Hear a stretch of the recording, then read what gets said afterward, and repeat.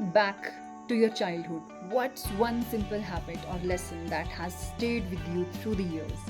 It could be something very small, maybe any family ritual, any favorite activity with siblings, or any routine that you took from your parents or grandparents. These small, everyday moments generally leave the biggest impact, quietly shaping who we become as adults. Welcome to Live Best Skilled, where we explore stories that inspire a healthier, happier, and more fulfilled life. I'm Himani, and today I want to talk about how the habits we form as kids, especially the ones our parents unknowingly pass down, stay with us for life. I want to share a deeply personal story about how fitness became a foundation in my life. This story is not just about me, it's about the influence of the people around us, the habits we cultivate, and how they shape who we become. I want to start by thanking my dad, who laid the foundation of fitness in my life. When I was a kid, he used to take me and my siblings for morning walks regularly, and in the evenings, almost every day after school, he would play all kinds of sports with us, whether it was football, badminton, or volleyball, or even pakadam pakadai. We weren't exactly professional players, but those moments made us physically and mentally stronger.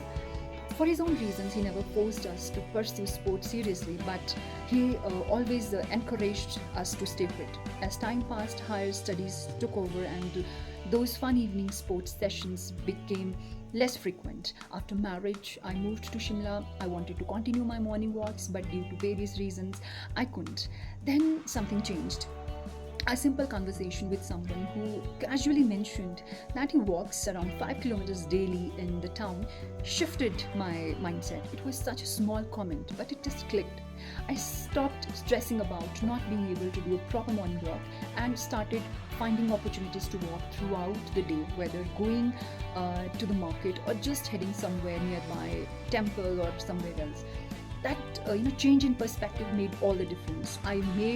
Uh, I began to really enjoy it, and as I continued, it boosted my stamina and overall well being.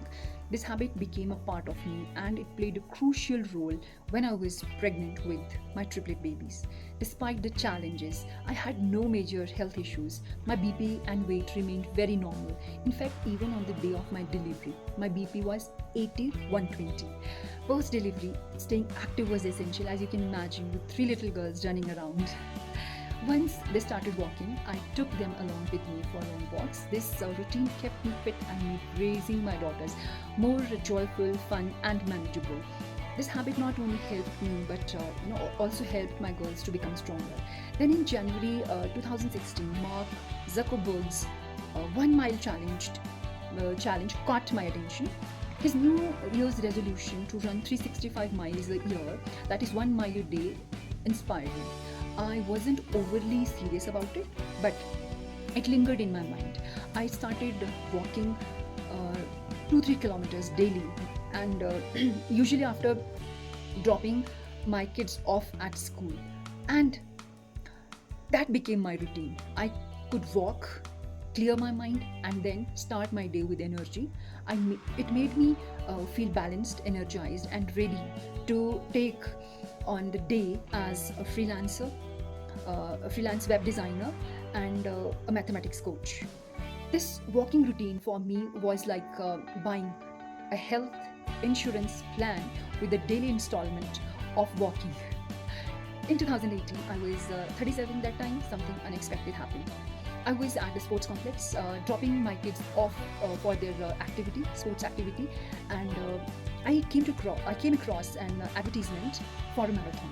Very hesitantly, I took the form, pretending as if I was filling it for someone else who is younger to me. It was Saturday on that day, and the race was on Sunday, the very next day. I hadn't run in years, but something inside me wanted to test my stamina. I didn't know what to expect, but I challenged myself. To my surprise, I finished first in the age group of 25 to 40 years. That win, that win wasn't just a trophy. It was a reminder of how these small habits like walking, staying honest with yourself, and working hard can prepare us for life's unexpected opportunities. It made me realize that, uh, you know, the power of small, consistent efforts. It's great. Up until that point, I hadn't only been walking. But this event pushed me to start running, even if only a little. The joy I felt was immense. Participating in more mini marathons gave me a renewed sense of energy and youthfulness. Now, I know this may not seem like a huge achievement to someone, but for me, a very common person, a mediocre runner, it meant everything. Now, I'm not sharing this story to boast, but encourage anyone listening who might be going through any physical or mental stress and want to say that this one habit, walking, has been a game changer for me. It has saved me from so many problems, whether it's managing my physical or mental health, boosting my self love, confidence, or simply handling life's ups and downs. Walking has been my companion. How can I forget to mention and thank those senior citizens whom I have met and inspired by the walks and in those marathons, like Dr. Suman Trehan, who is now 82 years old and still running and participating in marathons. Their glowing smile faces are really inspiring to live their life to the fullest. Fitness for me is not just about winning the races, it's about being strong enough to handle whatever life throws at you. And that brings me to the most important part of today's episode, the habits we pass on to our children. Whether it's fitness, honesty, or the value of hard work, the small habits we instill in them now will stay with them throughout their lives. We may not realize it, but those evening games, the casual walks and talks, the small lessons on being truthful and diligent, those are the things that will help them deal with life's tantrums later on.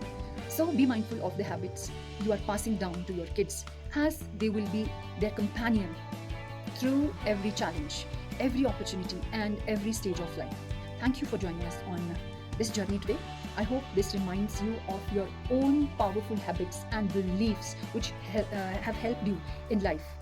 Please do write in comments your micro habits you are proud of and the habits you want to cultivate in you or in your kids. If you enjoyed the episode, do like, share, and subscribe. Until next time, stay skilled, stay mindful, and remember, every little step counts.